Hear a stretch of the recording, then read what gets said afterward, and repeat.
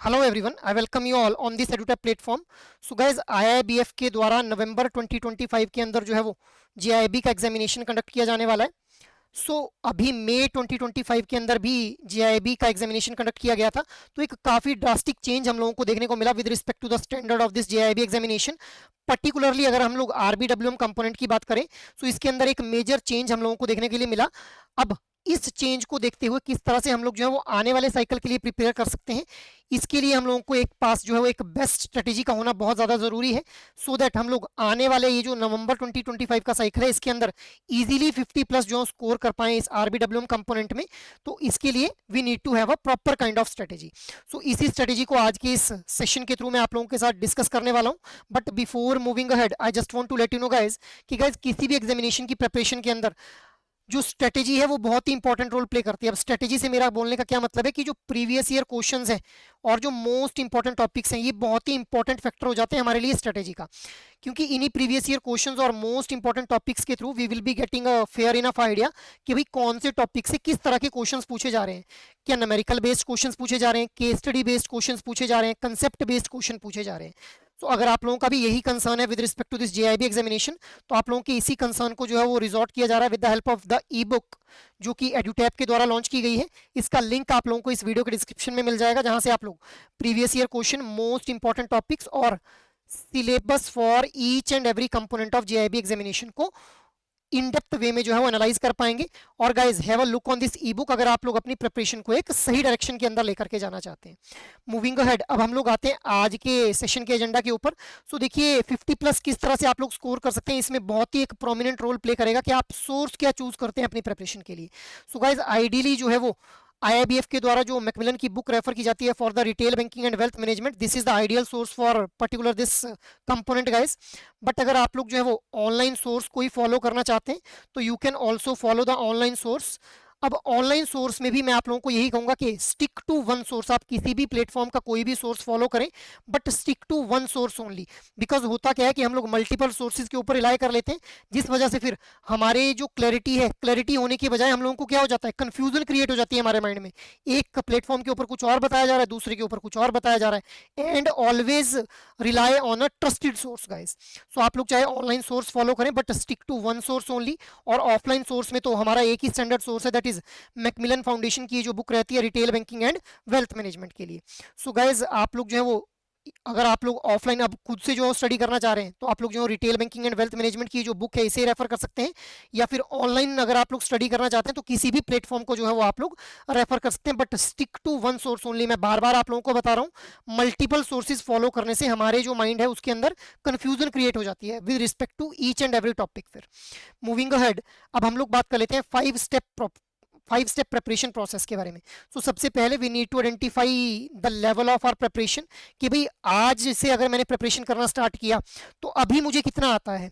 ये नहीं मैटर है कि मैंने कितना पढ़ा हुआ है, मैंने आज से प्रिपरेशन स्टार्ट की तो मुझे कितना आता है, मैं कितना अवेयर हूँ ये जो कंपोनेंट है इसके टॉपिक्स के प्रति। तो उस चीज़ को मुझे सबसे पहले जो है आइडेंटिफाई करना है। उसके बाद I need to make a plan. और ये जो प्लान होना चाहिए it should be on a daily basis. Daily basis के ऊपर मुझे क्या क्या कवर करना है, वीकली बेसिस के ऊपर मुझे क्या क्या कवर करना है, और मंथली बेसिस के ऊपर मुझे क्या कवर करना है। इस तरह से जो है वो मेरा प्लान होना चाहिए। मुझे इवनिंग में पढ़ना है, मॉर्निंग में पढ़ना है। I need to make a proper plan with respect to the preparation guys. After that I need to identify the important topics. मुझे इंपॉर्टेंट टॉपिक्स को जो आइडेंटिफाई करना होगा वो कैसे आइडेंटिफाई होंगे, प्रीवियस ईयर क्वेश्चंस की हेल्प से। जो प्रीवियस ईयर्स के अंदर क्वेश्चन पूछे गए हैं वहीं से समझ आएगा कि भाई कौन से टॉपिक्स जो है ज्यादा रेलिवेंट है from the examination point of view and which are less relevant from the examination point of view guys. Moving ahead, अब जब भी हम लोग प्रिपरेशन करते हैं तो we need to have a simultaneous revision and practice. Simultaneous revision हम लोगों को करना है। ऐसा नहीं है कि पढ़ते गए और जो पढ़ लिया वो पता ही नहीं लग रहा कि उसका हम लोग एक्चुअल में एग्जाम के अंदर उस पढ़ाई का जो है इम्प्लीमेंटेशन कर भी पा रहे हैं या फिर नहीं कर पा रहे हैं। तो इसके लिए we need to have a simultaneous revision and practice. Practice के लिए आप लोग क्या कर सकते हैं, फुल लेंथ मॉक टेस्ट आप लोगों के द्वारा जो है अप्लाई किए मतलब अटेम्प्ट किए जा सकते हैं। We need to attempt full length mock test guys जब भी हम लोग जो है वो इस एग्जामिनेशन के लिए प्रिपेयर करेंगे, क्योंकि इन फुल लेंथ मॉक टेस्ट से हम लोगों को आइडिया लग जाएगा कि भाई हम लोग स्टिपुलेटेड टाइम पीरियड में कितनी बार अपने डेजिग्नेटेड क्वेश्चन पेपर को जो है वो रीड कर पा रहे हैं, कितने क्वेश्चंस को अटेम्प्ट कर पा रहे हैं और कितनी बार हम लोग जो है वो उन क्वेश्चंस को जो है वो आइडेंटिफाई कर पा रहे हैं कि भाई ये क्वेश्चन मैंने पहले कर लिया था या मुझे आता है नहीं आता है। सो एक फेयर इनफ आइडिया आप लोगों को हो जाएगा with the help of this full length mock test guys. So ये हम लोगों ने 5 स्टेप प्रिपरेशन प्रोसेस के बारे में बात की। अब जब भी देखिए हम लोगों ने इस आरबीडब्ल्यूएम कंपोनेंट को प्रिपेयर करना है, सो हम लोगों ने मॉड्यूल बी और डी के ऊपर फोकस करना है, because majority of the questions हैं वो आप लोगों से मॉड्यूल बी और मॉड्यूल डी से ही पूछे जाते हैं। बट ऐसा नहीं है कि मॉड्यूल ए और सी को स्किप कर दिया, क्योंकि आपस में ये सारे ही मॉड्यूल जो है वो इंटरलिंक्ड है गाइस। सो हम लोगों को मॉड्यूल बी और डी पे फोकस जरूर करना है, बट ए और सी को स्किप नहीं करना है। सबसे पहले मॉड्यूल बी और डी को कर लेंगे, उसके बाद चाहे आप लोग जो है वो मॉड्यूल ए और सी को कर सकते हैं, ठीक है। मूविंग अहेड, अब हम लोग कुछ इंपॉर्टेंट टॉपिक्स के बारे में बात कर लेते हैं कि भाई मॉड्यूल ए में जो है वो कौन कौन से टॉपिक्स हमारे इंपॉर्टेंट बन जाते हैं, उसके बारे में मैं आप लोगों को बता देता हूँ। देखिए मॉड्यूल ए के अंदर टोटल 4 चैप्टर्स आर देयर, ठीक है। अब यहाँ पे जो आप लोगों के सामने चैप्टर्स और टॉपिक्स लिखे गए हैं, सो चैप्टर 1 के अंदर रिटेल बैंकिंग एंड इंट्रोडक्शन के अंदर जो टॉपिक्स हैं, those are characteristics of retail banking, scenario in India, retail banking का इंडिया में क्या सिनेरियो है इसके रिगार्डिंग एक डेटा दिया गया है आरबीआई के द्वारा। So it is an important topic from chapter number 1। Similarly chapter number 2 के यहाँ पे टॉपिक्स आप लोगों के सामने लिखे गए हैं, strategic business unit model, integrated model और डिपार्टमेंटल मॉडल। अब अगर हम लोग मॉड्यूल ए की बात करें, सो मॉड्यूल ए में सबसे इंपॉर्टेंट जो हमारे चैप्टर्स हो जाते हैं वो हो जाते हैं chapter number 2, that is role within bank operation और ब्रांच प्रॉफिटेबिलिटी। ब्रांच प्रॉफिटेबिलिटी से आप लोगों को जो है वो नमेरिकल बेस्ड क्वेश्चन आप लोगों से एग्जाम के अंदर पूछे जाएंगे, particularly gross profit, operating profit, net profit, return on asset और रिटर्न ऑन इक्विटी के ऊपर। इसके अलावा किस तरह से एफिशिएंसी को इंप्रूव किया जा सकता है, यहाँ से भी आप लोगों से जो है वो केस स्टडी बेस्ड क्वेश्चन पूछ लिया जाता है। So chapter number 2 and chapter number 4 are the most important chapters with respect to the module A guys. Moving ahead, next हम लोग बात कर लेते हैं मॉड्यूल बी के बारे में, that is retail product and recovery, जहां पे चैप्टर नंबर 5 से लेकर के चैप्टर नंबर 16 तक आप लोगों के रहते हैं। अब यहाँ पे कौन से जो है वो सबसे इंपॉर्टेंट आप लोगों के लिए चैप्टर हो जाते हैं, जहां से हर बार आप लोगों को जो है एग्जाम के अंदर क्वेश्चन देखने के लिए मिलेंगे।